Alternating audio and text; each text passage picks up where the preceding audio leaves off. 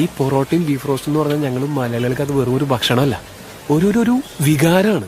beef roast എടുത്ത് പ്ലേറ്റിലേക്ക് ഇട്ട് നല്ല മുരിഞ്ഞൊരു പൊറോട്ട എടുത്ത് അതിൽ നിന്ന് ഒരു ചെറിയ പീസ് ഇങ്ങനെ കീറിയെടുത്ത് ചാറിൽ മുക്കി ഒരു ബീഫിന്റെ കഷ്ണം ഇങ്ങനെ പൊതിഞ്ഞെടുത്ത് നിങ്ങൾ കഴിച്ചാൽ